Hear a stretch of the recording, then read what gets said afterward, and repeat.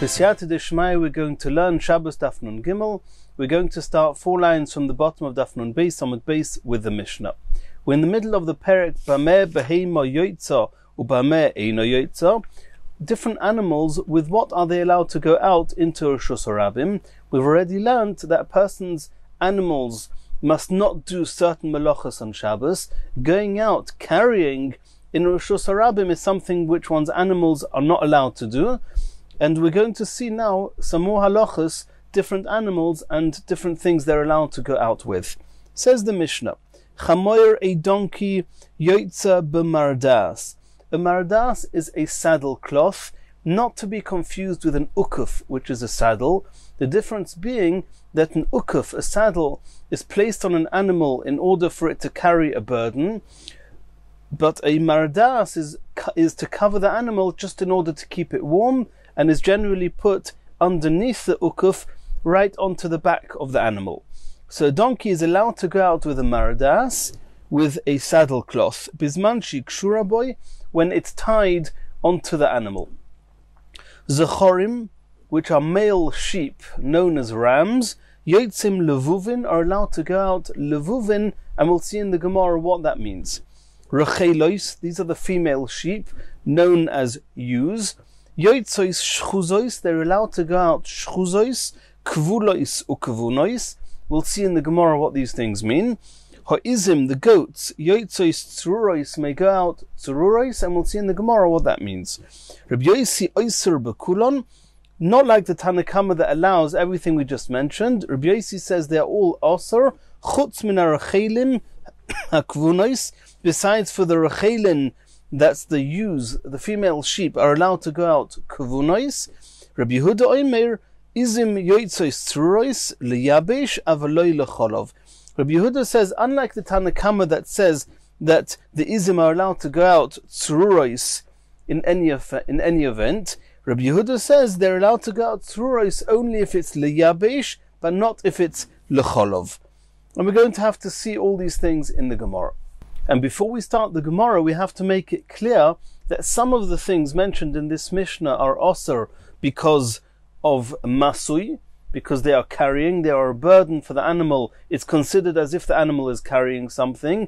And in other cases, even when it's not called a masui, it's not called a burden, we have to make sure that whatever they're carrying is not going to fall off them in the Reshus Harabim, and then we risk the owners picking up in the Reshus Harabim whatever may have fallen down and carrying it in Reshus Harabim, and that in its own right is a serious issa.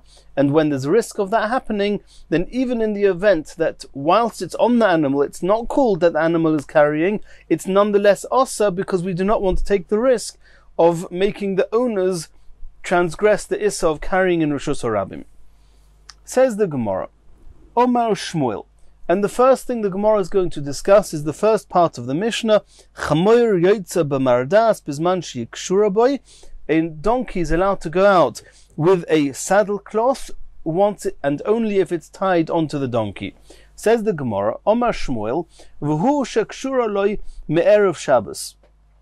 It must be that the saddle cloth is tied to the donkey, not just on Shabbos, but it must have been tied onto the donkey even from before Shabbos. And Rashi on Daf Nun Daled Amud Beis explains that when it's tied onto the donkey on Erev Shabbos, then it does not look like a burden. Then we can consider it as a cloth as part of the donkey to keep it warm.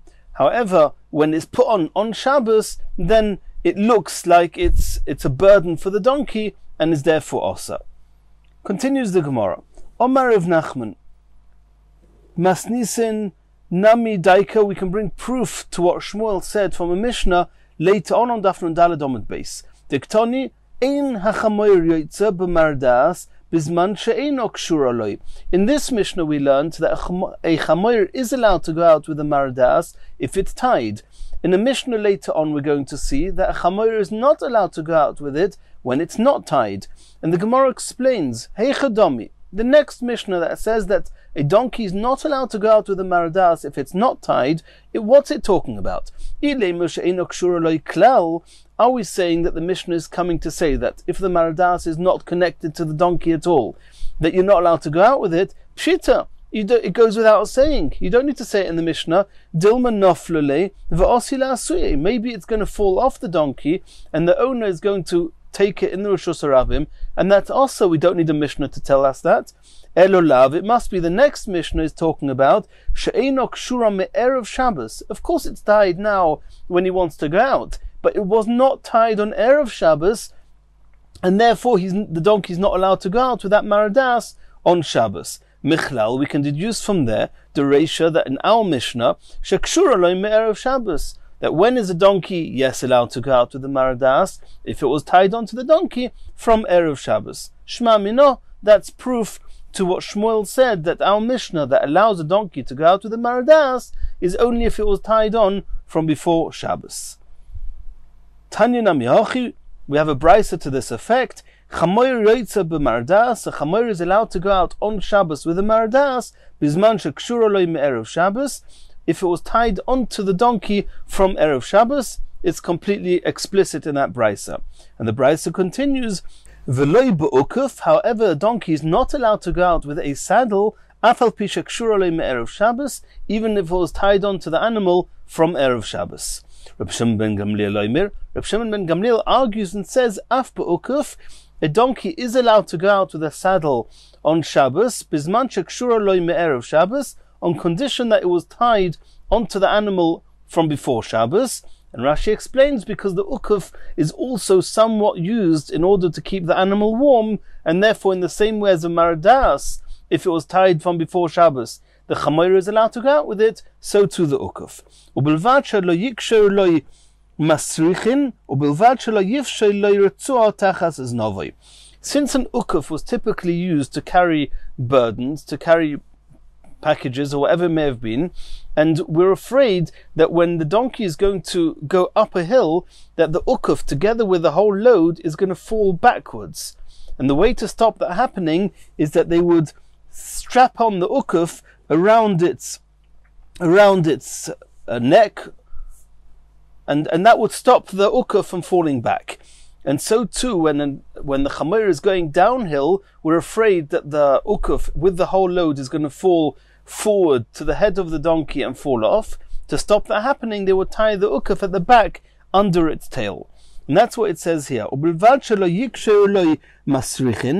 That you must not put breast straps. The ukuf is not allowed to be tied on the breasts of the animal around its neck to stop it falling back. And you do not suspend a strap tachas nove under its tail, because if those straps are in place, then it's clear that what you're trying to do is to carry a weight and to go out with a load on Shabbos, and that's asa, and therefore an ukuf that's tied in this way may not be gone out with on Shabbos. Says the Gemara, Boy minei Rav Asi bar Nosson mi Reb Chia bar Rav Ashi, Mahu litein mardas al gabe chamoyer b'Shabbos. We've said already that if the mardas is not on the animal before Shabbos, then you're not allowed to go out with it into a Rishus Harabim.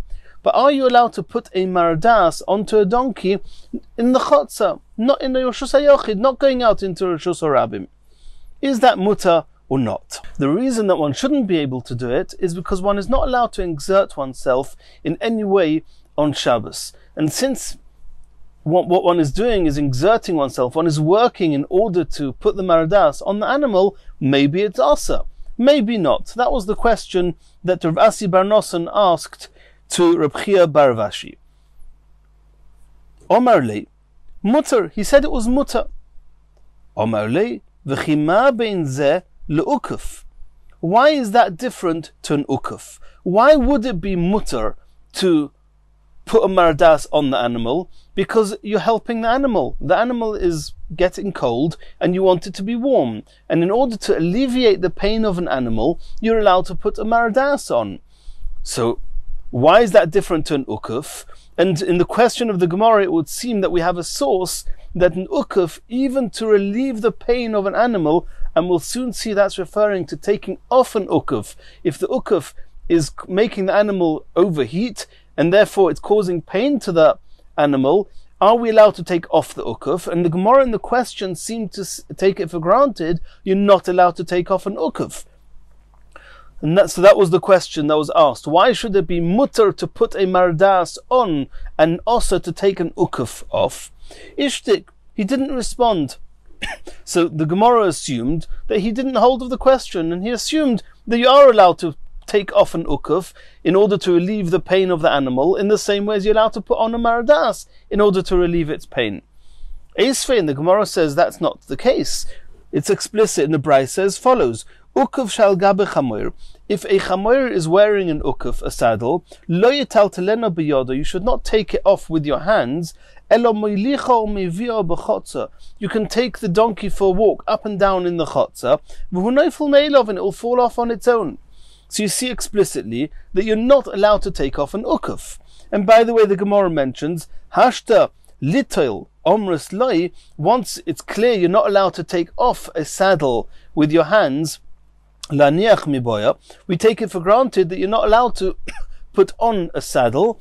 And Rashi explains the reason that you shouldn't be able to put on a saddle is because it looks like you're going to put a load on it, and that would be asa on Shabbos. But either way, you see here from here that even to relieve the pain when an animal is getting too hot, you're not allowed to take it off. You're not allowed to take off the saddle with your hands. So why is it so clear that you're allowed to put a mardas on? Omali Rav Zera said to Rav Asi, Shavke, leave Reb Chia, don't ask Reb Chia. Reb Chia, he was quiet, and he held it was mutter, even to take off an ukuf. You're asking a question from him, but the Brisa says you're not allowed to take off an ukuf.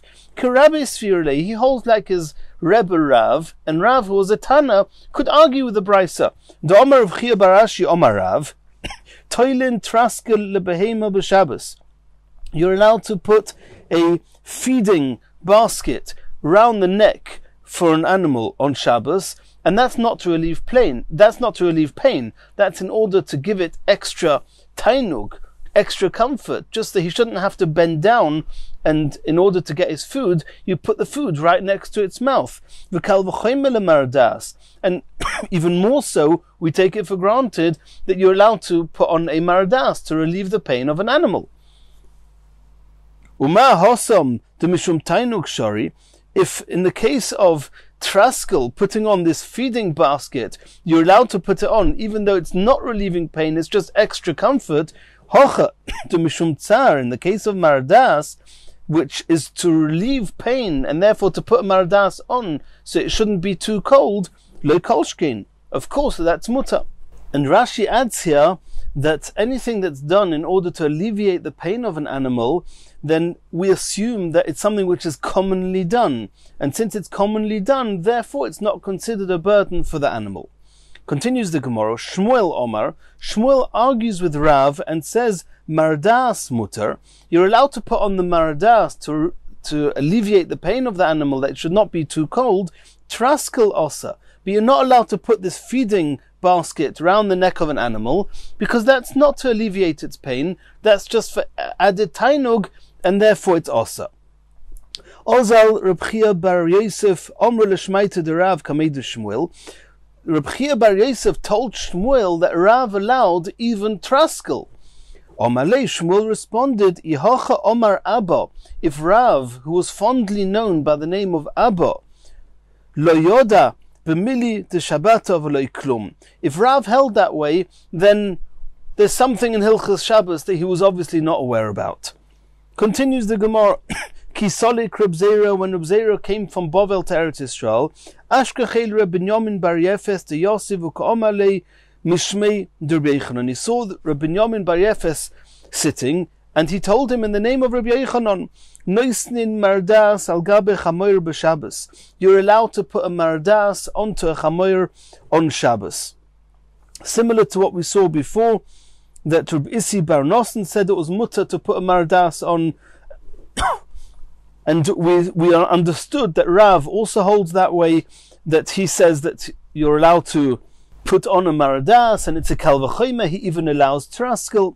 And now we see that Rabbi Yochanan also held that one is allowed to put a mardas on a chamoir on Shabbos, not to go out into Rosh Hashanah with it, but in order for it not to be too cold, to go round with it in a chotza. Omar le, he said to him, Yasher, It's true, you're right. V'chein tirgama eryoich bebovel. The king, referring to Shmuel. Shmuel was referred to like a king because he was a very big expert in civil laws. We know that the halacha is always like Shmuel in dinim, and therefore he was called a king. And so he told him that Eryoich, this king, Shmuel in Bavel, also says like you, that you're allowed to put a mardas onto a chamoyer on Shabbos. Says the Gemara, Eryoich Manu, who is Eryoich? Shmuel. It's Shmuel, as we explained. Asks the Gemara of Orav Nami Omra, why are you saying that the reason that what you said in the name of Rabbi Yochanan, that you're allowed to put mardas onto chamoyer on Shabbos, is following the opinion of Shmuel? It's equally following the opinion of Rav. They were not arguing on whether you can put in a mardas. They are arguing whether you can use a traskel on Shabbos, whether you can put a traskel, which is just for added pleasure and luxury, onto an animal. He heard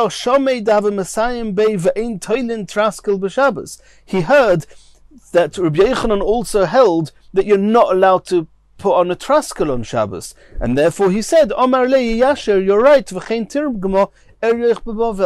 because it was Shmuel who holds that a traskel is osa, but mardas is muta. Says the Gemara says, the Kule Almamias, but at the end of the day, we see here that also Shmuel and also Rabbi Yochanan, they both hold that mardas is muta. You're allowed to put on a mardas onto a chamoyer on Shabbos. Maishna me'ukuf. Why is it different to an ukuf that we saw in the Brisa? You're not allowed to take off an ukuf on Shabbos.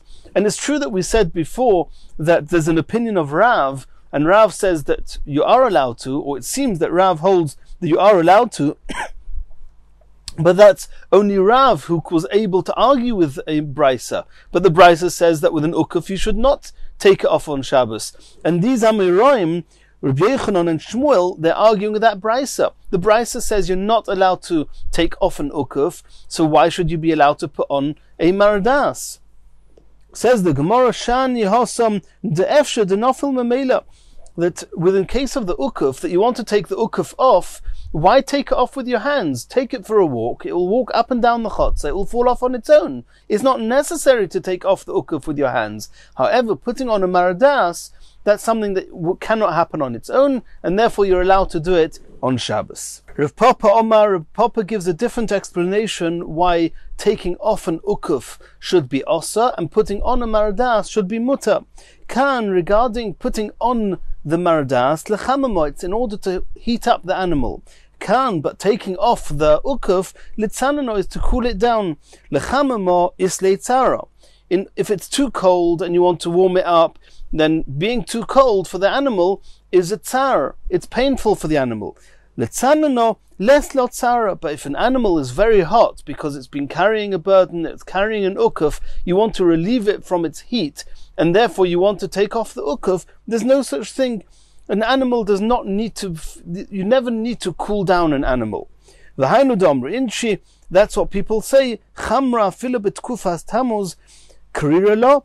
A donkey, even in the hot summer months of Tammuz, it stays cold, or it cools down on its own, and therefore there's no reason to take off the ukuf. Continues the Gemara Meisvei, we saw in a Brisa. Lo yetze asus bezonov shu'al. A horse should not go out on Shabbos with the tail of a fox, and that they used to put that hanging between the eyes of a horse in order to save them from ayin hara. And nor is he allowed to go out with some type of decoration shebein einov, between its eyes.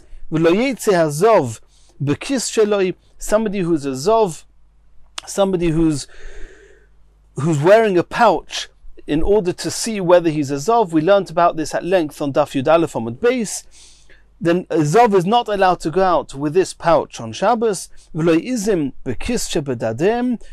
is our goats allowed to go out with a pouch covering their udders. A cow is not allowed to go out with a muzzle over its mouth. And colts, male horses, are not allowed to go out with feed bags over their mouths. l'Rishus Harabim and Rishus Harabim, and others take out the words Rishus Harabim because all these halachas are referring to going out with them into Rishus Harabim. V'loi behema b'sandal sheberagleo, an animal is not allowed to go out with a shoe on its foot. They would put metal shoes on their feet in order that their feet should not get hurt from the stones. V'loi b'kamir, nor is an animal allowed to go out with an amulet, a type of charm that's got something inscribed in it to help it to get better, to help it stay well. Even though it's been proven to be effective. And this is a halacha which is more stringent by animals than by people. And we'll soon see what that means. On what halacha is this going on? Is it going on the amulet or is it going on the shoes? But an animal is allowed to go out be'eged shal gabe hamaka, with a bandage on it on a wound, or b'kshishin shal gabe hashever, and with a splint on a fracture, or b'shilyo hamaduldeles bo, and with a placenta dangling from it, upoikukin lo zug b'tzavoro, and providing that you stop up the bell round its neck, you're allowed to go out, you're allowed to walk with it in a chotza.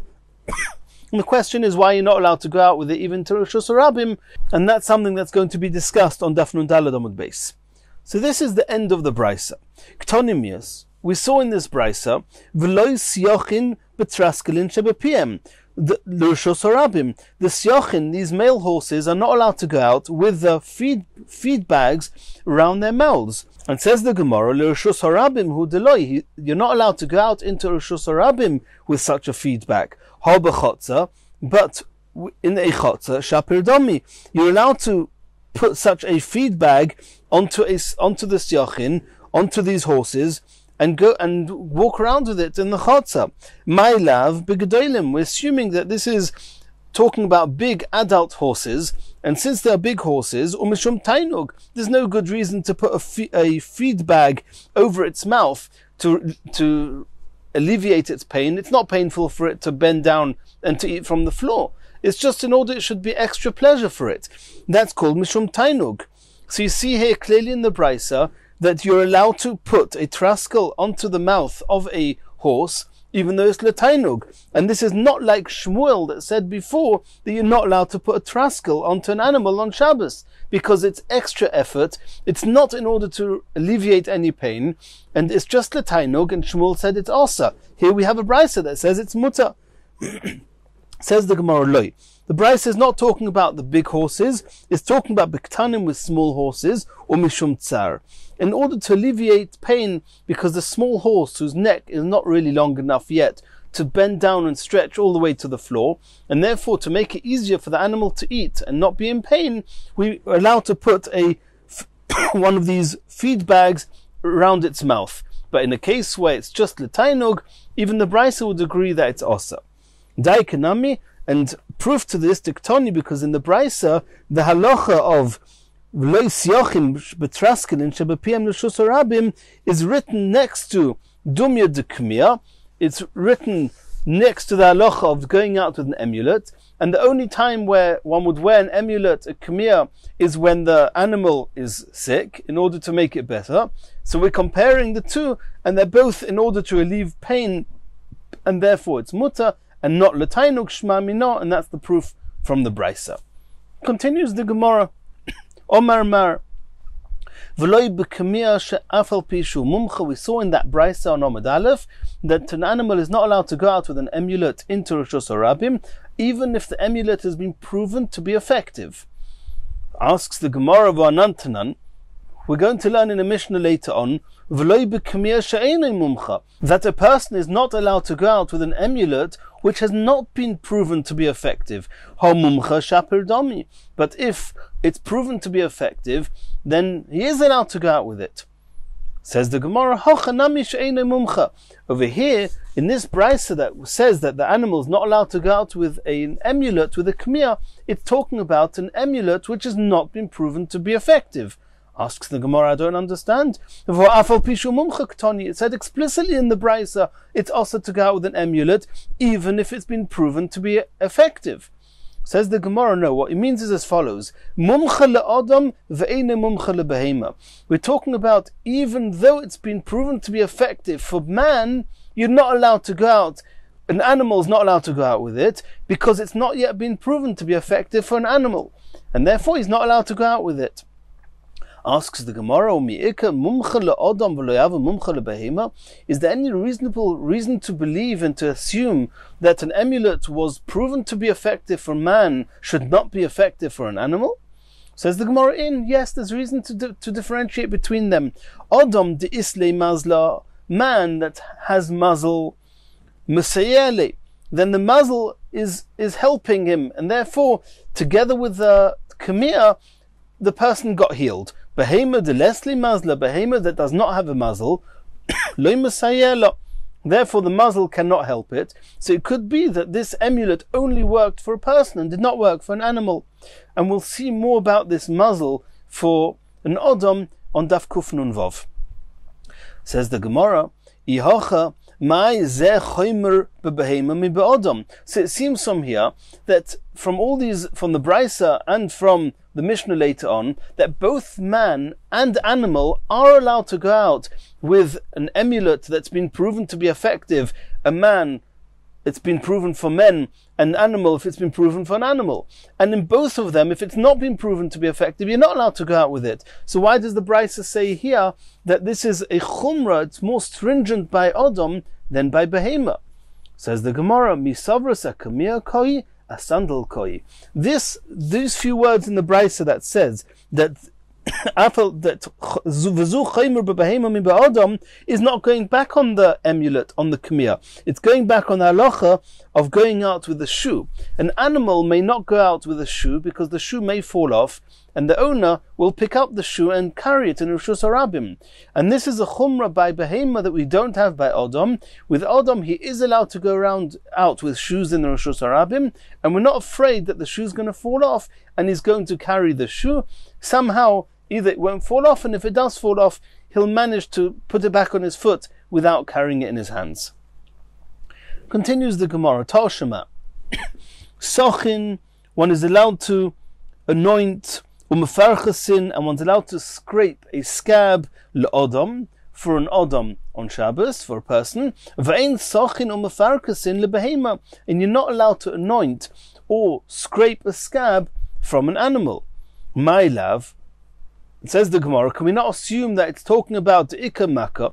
He's got a wound, umishum tsar, an animal's in pain, and nonetheless you're not allowed to relieve that pain by anointing it and by scraping away the scab. If so, we see here that you're not allowed to do something on Shabbos to an animal even to relieve its pain. And this is again a question on Shmuel that said that you are allowed to relieve pain. And the truth is, it's a question on Rav as well. Rashi says this question is on Rav and on Shmuel, because they both say you're allowed to put a mardas on an animal to relieve its pain. So if so, why are you not allowed to anoint an animal, and why are you not allowed to scrape its scab? Says the Gemara, Loi. We're not talking about that he's still in pain. We're talking about the Gomar Makkah, the Makkah is totally healed. And the reason that one would do that is just for extra pleasure. For a person, you're allowed to do it on Shabbos. But for a behema, you're not allowed to exert yourself to do this for a behema on Shabbos. Continues the Gemara Toshima. Behema she'ochzo dam. An animal that has congestion of blood and is sick. Ein mamidin oisa b'mayim b'shvil shetitzdanin. You're not allowed to put it into water to cool it down, and that obviously relieves its pain. You're not allowed to do that on Shabbos. So you see here again that even to relieve its pain, it's also on Shabbos. And again, it's a question on Rav and Shmuel.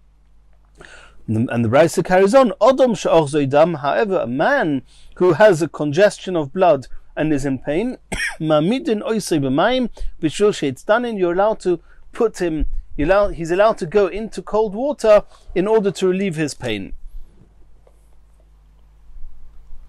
So this is a question on both Rav and Shmuel.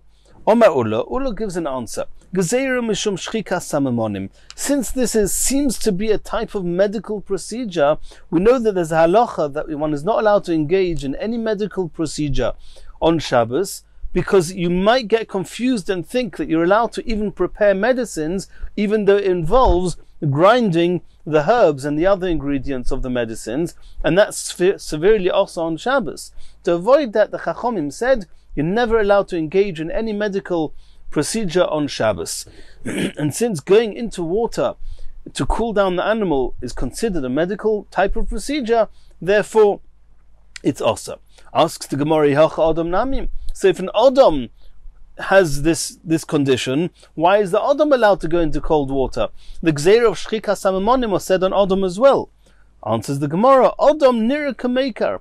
Or the man, he's going into a cold pool, says, look, it could look like he's cooling himself down just because he's hot. And the Chachomim only made their Gzeira that you're not allowed to be involved with a medical procedure if it's a type of procedure that you only ever do because for medical reasons. But if you're doing something that happens to be medically good, it happens to be healing, but it could also be done and is also done by normal healthy people, there's no gezeira of shchika samamonim, and therefore Adam is mutter. Asks the Gemara, why can you not put the animal in the cold water and it looks like you're just cooling down the animal? Says the Gemara, ein meikar lebehema, it's not common at all to cool down, to do anything to cool down an animal. And therefore, everybody can see that you're engaging in some medical type of procedure, and that's also on Shabbos. Asks the Gemara, ulebehema migazrinon, when trying to save a behema, do we have these gzeiras? Are we worried? We're going to bring proof now that when there's a risk of a hefsed, of losing an animal or of loss to an animal, then we are not afraid that the person may do something that is going to be asa, and we allow him to save his animal. V'otanya, we saw in the Brisa, if a person's animal is standing outside the tchum, and the person cannot go and get the animal because the person is not allowed to go beyond 2,000 amos, he's not allowed to go outside the tchum, it's also midrabanon. Nonetheless, he's allowed to call the animal that the animal should come back towards him. And we're not worried that the owner is going to go out to the animal and bring it back. So you see that in order to save the animal, that you're allowed to call the animal back in, and we're not worried you're going to go out. So here too, the animal is sick, it's ochzodam, then why don't we allow him to cool it down? And we shouldn't be worried that maybe the owner is going to transgress the issa of shchika samamonim. Omar Ravina, you're right. But here we're talking about a different case. The truth is that we are geyser. We are always geyser, even to save an animal. You're asking here how to understand this brisa. This brisa is talking about where there's no issa whatsoever for the owner of the animal to go to the animal. Because it's true that the animal itself is not allowed to come back to the owner because for whatever reason, the tchum of the animal stops where it is not allowed to come closer. Because when Shabbos came in, this animal was together with the roya, with the one that was looking after the animal, much further away. And for that reason, you're only allowed to call the animal. You're not actually allowed to take the animal to you because you're not allowed to, with your hands, take the animal out of its tchum. But you're allowed to call the animal, and we're not worried that you're going to go to the animal, because even if you go to the animal, we're talking about that as far as the owner is concerned, where the animal is standing now, it's still within his tchum. So even if he goes to the animal, it will be mutter. That's why he's allowed to call the animal. But indeed, if the animal was outside the tchum of the owner, it could be that we would say it's osa. In the same way as shchika samamonim, we do not let you cool down the animal because gzeira, that you might come to grind the ingredients of other medication. That's what it means that that the animal, the end of the tchum of the animal is within the tchum of the owner, and therefore there would not be an issue with him going to fetch the animal. The reason that the owner is not allowed to go there and actively pull the animal towards him is for that reason, because the animal is not allowed to really go outside the animal's tchum, and coming to the owner is beyond the animal's tchum. But the owner is allowed to call the animal to come back to him, even if that would mean that the animal is going to go outside of its own tchum. That's how Rashi discusses it and explains it here. We don't need to go into that sugya anymore now. Rav Nachman bar Yitzchak Omar.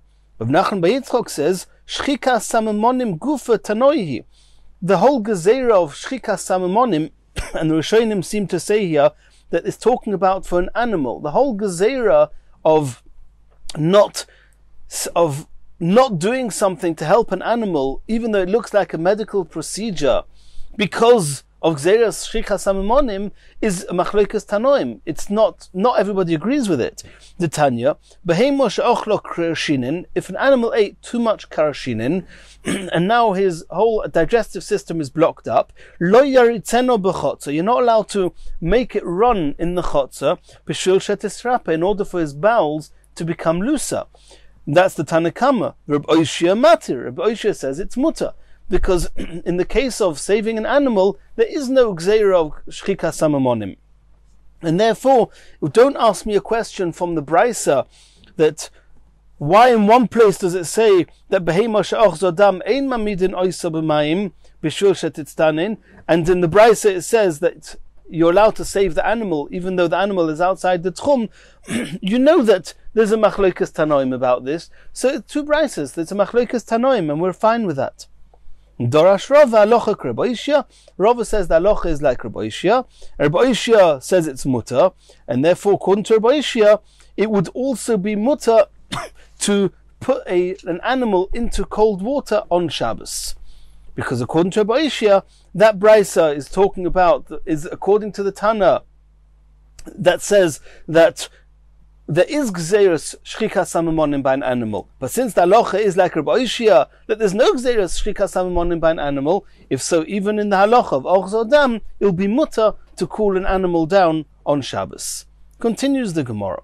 Omar mar lo yotzo hazov b'kis sheloi, lo yetze hazov b'kis sheloi. A zov is not allowed to go out with a pouch which he's holding in order to check that he's not either becoming a zov, or whether he's a zov of 2 days, a zov of 3 days, or in order to make sure that his clothes stay clean. We've discussed all this on Daf Yud Aleph.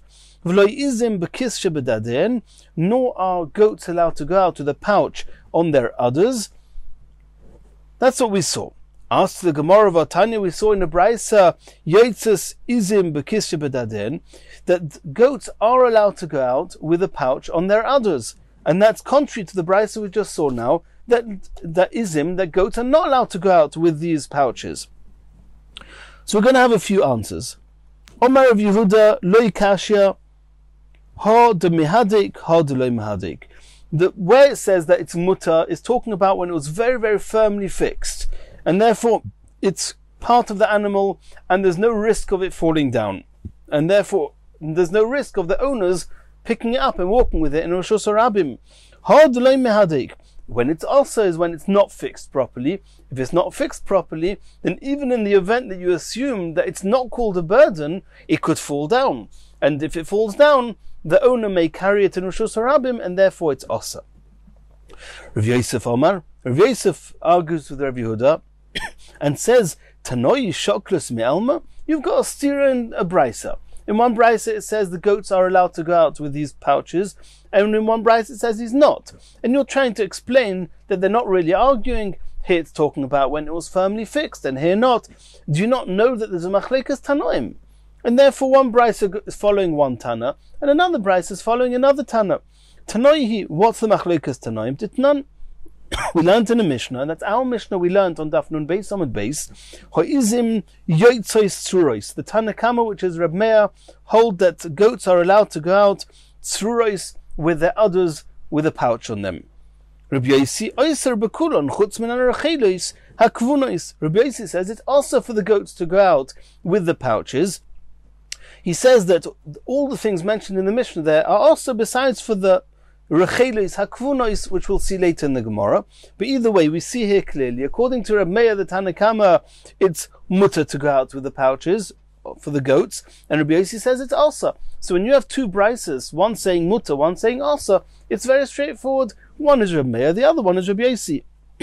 And the Mishnah happens to carry on. Rabbi Yehuda Omer izim yotzei struros liyabesh avaloi licholev. Rabbi Yehuda says in the Mishnah that it depends.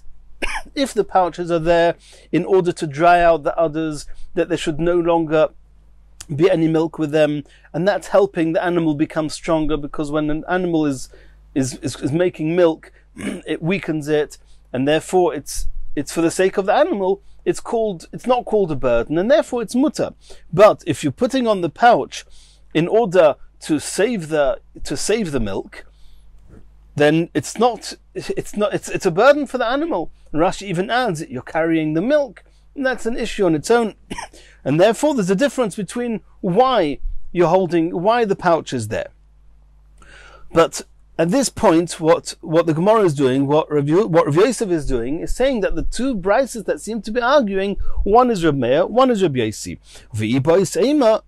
Rav Yosef adds on and says that if you dafka want to say that both brises are the same opinion, then don't say that they both hold, like Reb Meir, the Tanakama, that they are allowed to go out, and the brisa that says they're not allowed to go out is because it's not been tied properly. No. If you already want two brises to be one opinion, then you should say it's Rabbi Yehuda, that Rabbi Yehuda says that ha Rabbi Yehuda v'lo kasha kan liyabish kan lechalev. The brisa that says it's muta is talking about that the pouches are there in order to dry out the others, and the brisa that says it's also is when the pouches are there in order to save the milk. Tanya Omer Rabbi Yehuda ma'aseh be'izim beis Antuchya, the goats from the home of Antuchya, shahayu daden gasin, they had very large udders, and they were dragging low down, and they could get scratched. V'asulen kisim, and they put pouches on them, kadei shelo yisratu daden, in order that their udders should not become scratched. And that's clearly in order to protect the animal, and it's mutter on Shabbos. Continues the Gemara. Tonu Rabbanon. Ma'aseh be'echad, there was a story of this person, Shameisa Ishtoi, his wife passed away, ve'inicho ben linoik, and he had a little child that was still nursing, and now he had no one who was going to nurse the child. He could not afford to pay somebody to nurse his baby. A miracle happened. His two breasts became similar to those of a woman, and he nursed his child. Rav Yosef says, look how great this person must have been, that Hashem made such a miracle for him. Abaya said, no, Adarabba, this person is inferior. That Hashem had to change the natural order of creation for this person. Continues the Gemara, Omer of Yehuda, see how difficult it is, so to speak, to give a person his parnasa, his sustenance, his food. That Hashem changed the order of nature, of creation, for this person.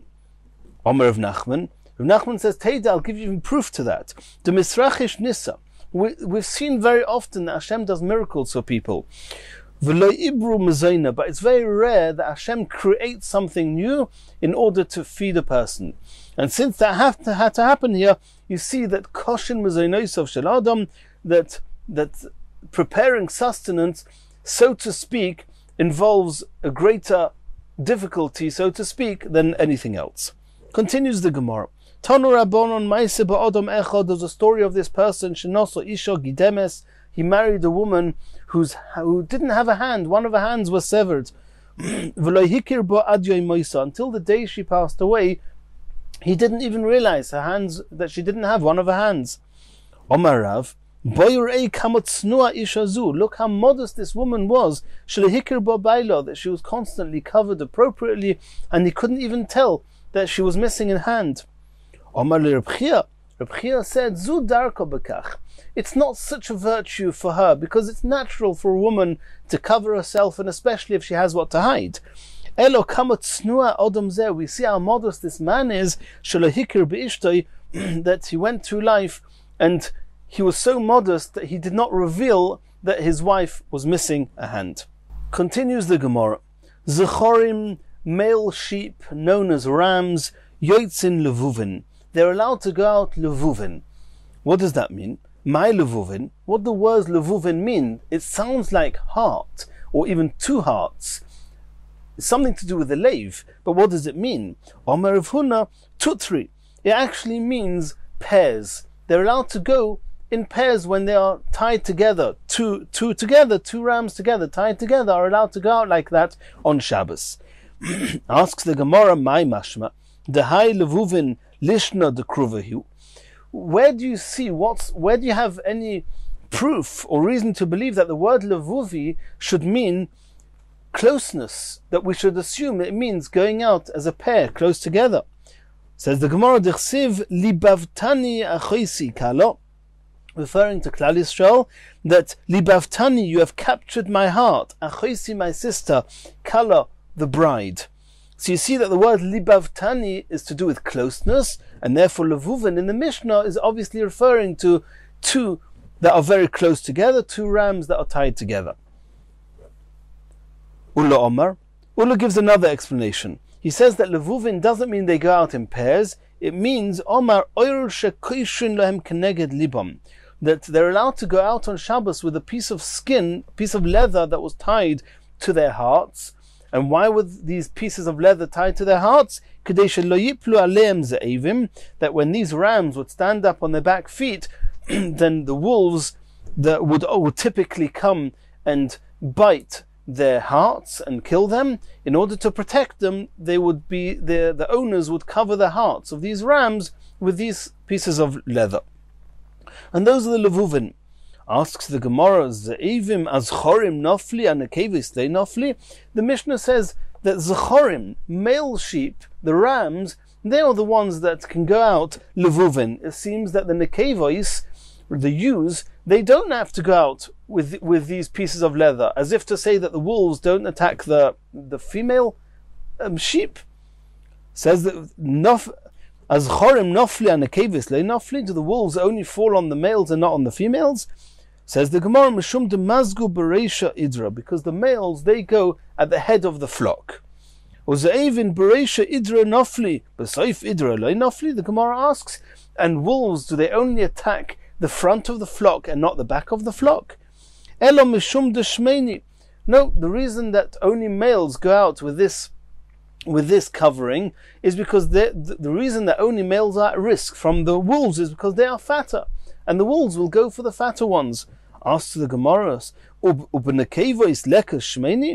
there are no fatter female sheep, that the wolves will only go to the males. Do the wolves know exactly who's a male, who's a female, where the males are, where the females are? The wolves are coming to attack, and wherever they're going to find, they're going to go for. So why should the males have these protections over their hearts more than the females? Elo mishum de zokfi chutmayu v'mazgi kidovu.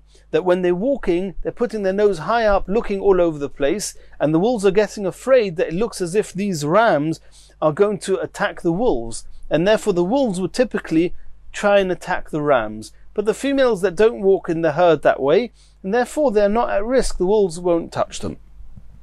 Rav Nachman bar Yitzchak Omar. Rav Nachman bar Yitzchak has a third explanation what the word levuvin means. Was a piece of skin that they would tie under the genitals of these rams, that they should not climb onto the female sheep. Mimai. Why would you assume that the levuvin are pieces of leather to tie up the genitals of these rams? Why would you think that that's what's going on here? Midiktani Sefer, since we're going to see later on that harachelim, that the ewes, the female sheep, yotzes shchuzois, they are allowed to go out shchuzois. And we ask, my shchuzois, what does the word shchuzois mean?